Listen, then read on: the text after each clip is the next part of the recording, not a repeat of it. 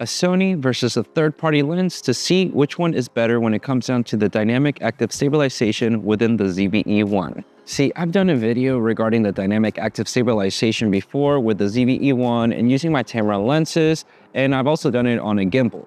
But the one thing I never got to really test out is to see if there was an actual difference with a native Sony lens versus a third-party lens when it came down to that dynamic active stabilization. So I thought it would be perfect to test it out with a 20-70 f4 by Sony versus my 20-40 by Tamron, since they're about the same focal range to a certain degree and the same kind of size style. See if it's even worth it to get a Sony lens for the dynamic active stabilization, or if you're fine with a third-party lens, to see what results we get today. For the sake of the video, I'm gonna keep everything at f4, even though this one's a 2.8, just because it'll make it easier.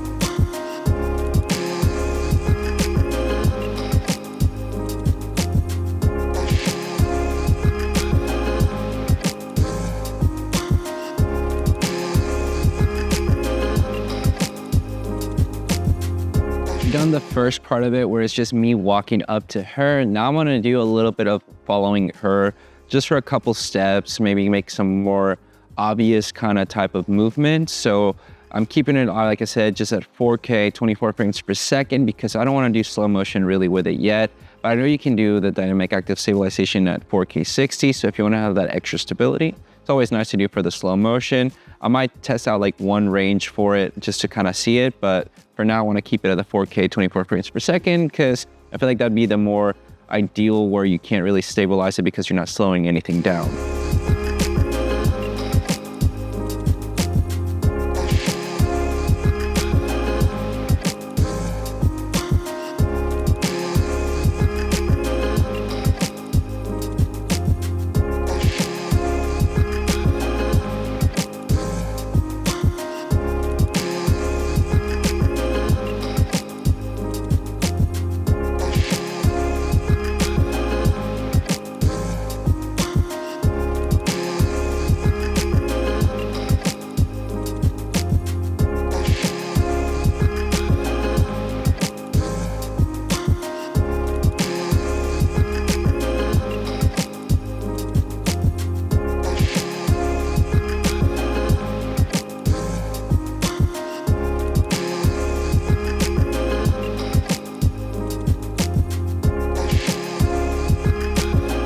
So we're gonna do one kind of loop around with her at 35 and then a 35 with the other lens, because I don't wanna do every single focal range for everything, but for this one, I think it'd be kind of interesting to see, just because most of the time with the more telephoto kind of side of things, that's where the stabilization has to kick in better, hopefully, because when it's wider, you don't notice it as much, so we'll try it out.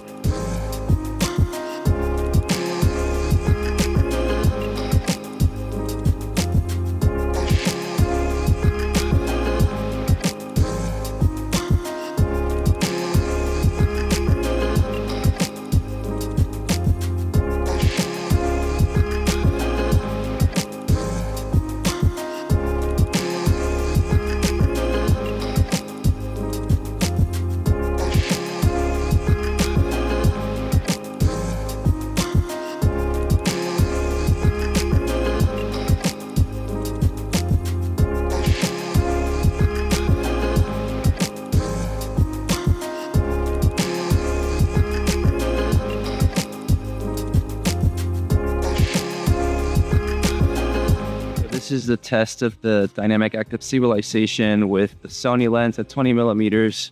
Just kind of walking the dogs here and enjoying the day, seeing how well and stable this could be. To have some stable footage while out vlogging, I guess. So there you go. This is a test with this one. And here is now the Tamron. And this is with the Tamron 20-40 at 20 millimeters using the dynamic active stabilization, just to see how it would look while I'm vlogging. If there's, jitters or anything like that that you can notice a lot more differently than with the Sony. I mean, it's always nice to have some extra stability when you're vlogging to make sure you look nicer, I guess.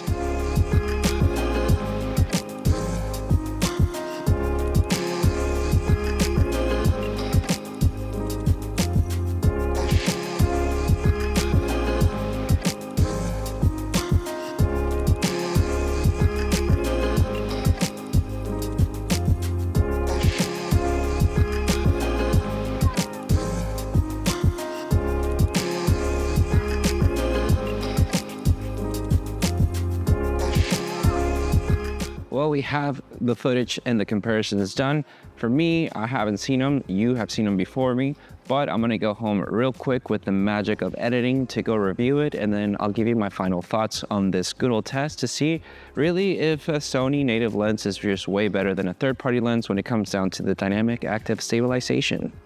So, see you here shortly. So I'm back and I've reviewed the videos of using these two lenses with the ZV-E1 with the dynamic active stabilization, just to see how well it performed, if I could see any noticeable differences, or if it was just too similar that honestly, maybe you're fine using a third-party lens. When I first got my ZV-E1, one of the things that I really was looking forward to was the dynamic active stabilization in case I didn't want to start bringing, a gimbal setup or anything like that, just to do a couple handheld type of shots, especially if I'm using the 4K 24 frames per second. Because when you do the slow motion, I feel like you don't necessarily need that much, stabilization, because you're kind of just slowing it down in post anyway, so it's going to stabilize itself to a certain degree that way. As long as you do, the motions rather fast how you need to, you'll be perfectly fine. For me, when it came down to putting these lenses against each other, I genuinely didn't see that much of a difference that I would say it's night and day. But there is a little bit, just a little bit more smoothness with a Sony lens than it comes down to a Tamron lens, for example. I do notice a little bit with the Tamron, whenever you take certain steps, it kind of jiggles a little bit here and there. And that's something that I noticed whenever I did previous dynamic active stabilization tests when it came down to using the 17-50 or even my 35-150. When I was using the 20-70, it worked fine. I mean, I didn't really see anything that was like super obvious that it like would jitter or something like that. But I mean, it was just, it's handheld. I'm having to walk kind of nice and everything. So obviously, if I was just walking abruptly, it probably wouldn't be as stable regardless. So you still have to keep that in mind when you're using either of these lenses types to do the dynamic active stabilization to keep your footage as stable as possible. Even when you use a gimbal, you still want to do that anyway, because you want to have everything be as smooth as possible and as stable without the camera moving up and down anyway. So there's no difference here. So now the ultimate question is, would it be more beneficial to have a Sony lens versus a third-party lens and maybe fork over a little bit more money because the Sony lenses will be that much better? Well, that's really up to you. For me personally, I don't think there's that much difference in pricing to what you're getting out of that it makes sense to either invest, like for example, a G Master lens or something at least, because this is not a G Master lens, but the rule supposedly, or the rumor, I guess, if you want to go with the rumor, is that with a Sony native lens, the stabilization just works better because it connects better and it has better communication with the camera, and it's not as limited from Sony's end whenever you use like a third-party lens. So for me personally, I think you'll be fine regardless of which lens choice you want to go with, as long as you are just careful with your walks. If you're not, walking and going like this the whole time, I think you'll be fine. For me personally, I think using my ZV-E1 with the 20-70 is going to be fine and beneficial because of the size. But to be honest, having it a more condensed size of things, I think the 20-40 for the size of it with the ZV-E1 just feels better to be on the go if I'm going to be doing even dynamic active stabilization. Yes, you get a little bit more kind of range with the 20-70, but I mean, if I'm going to go with a little bit of a smaller kind of type of lens, I kind of want to go with something like this for a compact setup. But if I want to have a little bit more range, I'm sure I'll be fine with the Sony native lens of the 20-70 to be able to have a little more stability, perhaps if that's what the magic is supposed to be doing, to have more stable footage whenever I'm using handheld footage. But overall, that's pretty much a test. I just wanted to showcase this kind of quickly since I didn't have a Sony lens that I could use when it came down to testing it before, and I wanted to update you guys with that end to see if it's a question that you might have had lingering for yourself to know the answer, and hopefully this clarifies anything on your end in case you were debating if you should stick with the Sony line of lenses or a third-party lens because it could have affected either way somehow, somewhere.